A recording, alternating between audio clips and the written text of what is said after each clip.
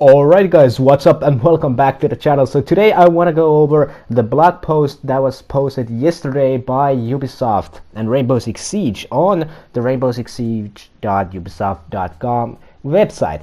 I will leave the link down in the comment section to this post so you guys can follow along or just check everything that's listed in the whole patch notes after the video. I'm not going to list every single fix because there is quite a few of them, but I will go over the most important things that's covered in this patch. So they start by talking about the two new operators, and I know I haven't actually made a video about Cade and Nomad, but that's just because there has been so many videos for these two operators that I don't want to be part of that spam because I have nothing new to talk about them, especially since a lot of YouTubers have gone to the event and played the new map Fortress and played with these new operators already, and I haven't, so I don't have any inside information that you guys don't even know about. So that's why I haven't done anything about these two operators. I will do a few full videos for these two operators later. Maybe it's going to be when they are actually released, I don't know yet, but sometimes in the near future I will make a video about Nomad and Cade, but for now let's skip them. So I will skip these right here, and then there's the new map Fortress. So I'm sure you guys have seen gameplay from this map and it looks actually pretty fine.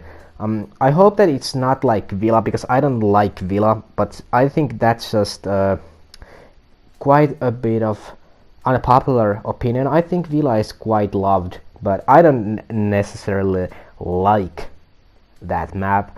And also there is going to be these new Wind Bastion weapon skins that are universal, like they are released in every season. Now there's some of the new skins, I think there's 3 of them, and they look fine. They look fine, at least in these pictures. It's going to be a little bit different when they are actually in game, but the weapon skins are alright.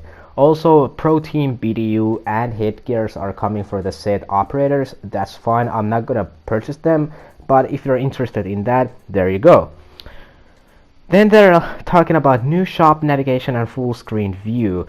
So the full screen view and shop tab is getting a little bit of a rework, not necessarily a complete rework, but a little bit of a rework, and there's picture of it as well down in this patch or blog post.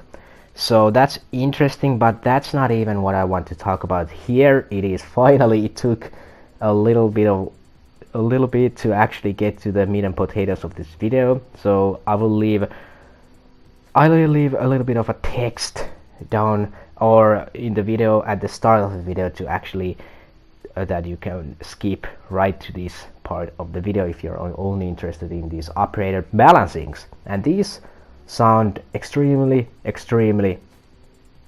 great, and I'm always excited about operator changes. But let's get this started. Mute. SMG-11 has been added as a secondary. Slight increase to SMG-11 damage. And this is quote from what they are actually writing about this. We want to make Mute slightly more attractive as a choice and make him a bit stronger overall. Giving him additional loadout versatility should meet both of those needs. We are also slightly increasing the damage on the SMG-11. So a little while ago they nerfed SMG-11 pretty hard, and they took its damage. I think they took some damage out of it, but they increased the view kick and the recoil so much that it's practically useless now, and they have gotten to revert those changes a little bit. They buffed the recoil a little bit, made it a little bit more bearable, and now they're actually increasing the damage. They are talking about slight increase, but it's still something. So all you Mute mains, if you want to, you can now have SMG-11. Clash. Electric damage increased from 3 to 5 damage per tick. And quote again. With the last few patches, we wanted to make Clash less frustrating to play against. She is now very weak and underpicked, and we anticipate that Nomad will be a hard counter against her. Essentially, we are trying to make her stronger without making her too frustrating to play against. To be honest, I've started to play Clash a little bit more, but she's pretty much just a meme for me, but she's quite fun to play with. Nomad is a superior counter to Clash. She can just push her on her back, and the shield will be on her back, and she will be completely vulnerable. But they are talking about they wanted to make her stronger without making her too frustrating to play against. I think that the fact that her shock is actually doing damage is the most frustrating thing about her. And now they are increasing it from 3 to 5. So if you are meeting Clash in a 1 versus 1 situation and you have like 15 health and you're not like in her face, there's some distance between you guys, either she has to make a huge mistake or you're dead, basically. I'm not saying that this is a stupid move. I'm just interested to see that if this makes the shocking a little bit too viable. I don't know. Let me know down in the comment section what you guys think. And Smoke is also getting the slight increase to SMG 11, like we talked with Mute. Next is pretty big. Lesion, slight decrease to T5 SMG. Lesion is currently in a pretty good place, but is just a bit too strong. Like we've talked about his win delta rate and peak rate, it's just way too high, and this was anticipated. We are reducing his damage to bring him more in line with where we would like to see him. So they're not specifically saying how much they are reducing the damage. I'm not so sure that it's like a huge deal. I think it's going to be more of a deal if the range is pretty high between you guys, between you and the enemy, or if it's a 3 armor operator. But the TTS is live pretty soon, so you will be able to test how Lesion's new damage is. It's still very accurate SMG, so headshots won't be a problem with this T5 SMG. Moving on, Zofia is getting another nerf. It's like, I don't know, 3rd patch in a row that she is getting a nerf. Reduced the total number of concussion grenades from 3 to 2. So it went from 4 to 3 not too long ago, and now it's going from 3 to 2. Zofia currently has too many projectiles at her disposal and is able to offer too much utility when compared to her teammates. So I think her launcher originally had 2 impact grenades and 4 of these stuns or concussion grenades.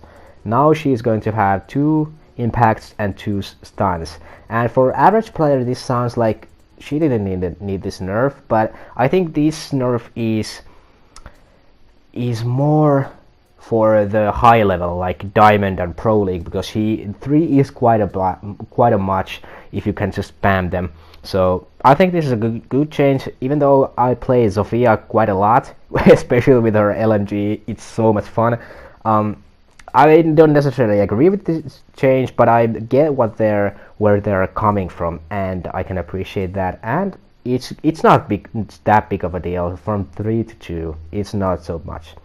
Moving on, that was all from the operator changes. Next is general tweaks and improvements. Game balancing, they are talking about throwable gadget trajectory change. Trajectory, yes, I can't pronounce. We have changed the throw curves for throwable gadgets to be easier and more comfortable to use. All throwables now use this new curve except for the Nitrocell. The Nitrocell is not using this new curve as it will be classified in a different category defined as heavy throw. The throwables classified under heavy throws will not reach as far as the regular throw. So this I watched a few videos, and people are saying that it takes a little bit to get used to this new throw mechanic, but once you do, it's much more comfortable to use. So I'm extremely happy about this, because I didn't even I don't even know that there was a problem with the current throw distance or current throw curve, but Ubisoft changed it, so hopefully it's much better.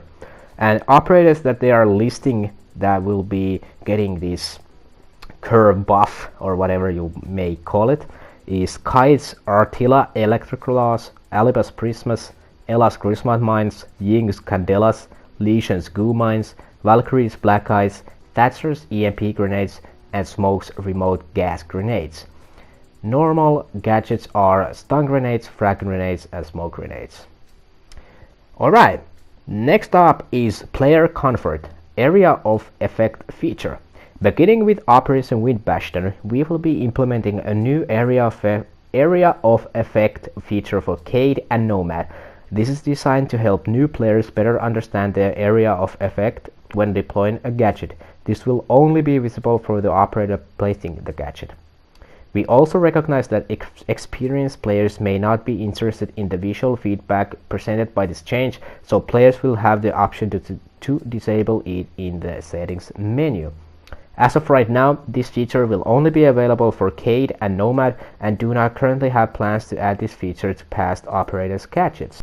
So this feature is pretty awesome, as new players sometimes have difficulty to actually understand the gadget and how they work. And if you didn't know, the Cade and also Nomad, if you deploy his gadget or her gadget, so there will be a ring around it, and it shows the area of effect that it will actually work. So Cade has this area effect, and everything that's in that area will get electrified, and Nomad's ring has that every enemy that comes across in that ring will get stunned. So that's just awesome, especially even though I'm not a new player. I will use that feature for at least, I don't know, a week to actually get used to that ring and knowing how large it actually is.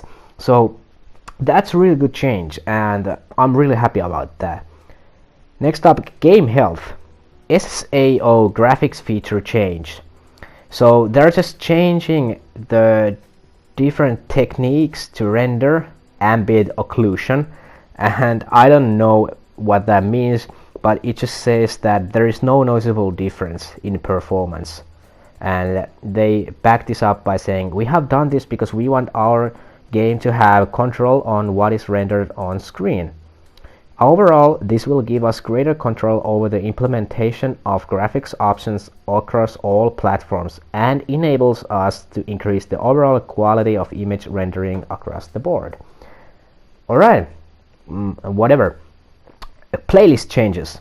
So the ranked map pool, there was actually Cafe, and it said that Cafe will be getting a map buff, but it was deleted by Ubisoft, and they say that it's not coming just yet. Cafe will be getting a buff in the distant future, but not anytime soon.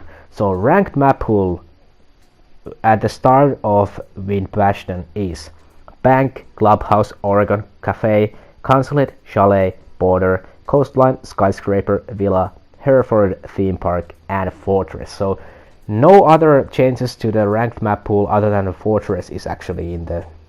And I don't agree with the new map being in the ranked in its first season, but whatever. And also there is quite a bit of main bug fixes. There's gameplay fixes, operator fixes. Holy crap, there's a lot of operator fixes, level design fixes. So there's a lot, user experience fixes, and that's it. There's a lot of main bug fixes, and I'm not going over them because it's already over 14 minutes. So just one thing that I'm going to say about these changes is that the Russian Rainbow ACOG site is now fixed. Oh, if you didn't know, the Russian ACOG, it had like rainbow colors on the sides of this site, and it was really disorienting. So now it's gone, but I will leave the link down to these patch notes down in the comment section and also in the description. But without further ado, let me know what you guys think about these changes. There's actually not one thing that I'm extremely upset about, you know, because usually there's one thing that triggers me, but now there's no. Other than maybe that's the worst that a fortress is in the ranked map pool, because people are still learning that map, and I don't know. Hopefully it'll be alright. Hopefully the map will be alright. So just stay tuned for the videos for Nomad and Kate. I don't know just yet when I'm going to make those videos. Maybe when they are released, I don't know, but let me know down in the comment section, like I said, what do you guys think about these changes. And once again, I will leave the link to this blog post down in the comment section and also in the description. But without further ado, thank you guys once again very much for watching, and I'll see you guys later.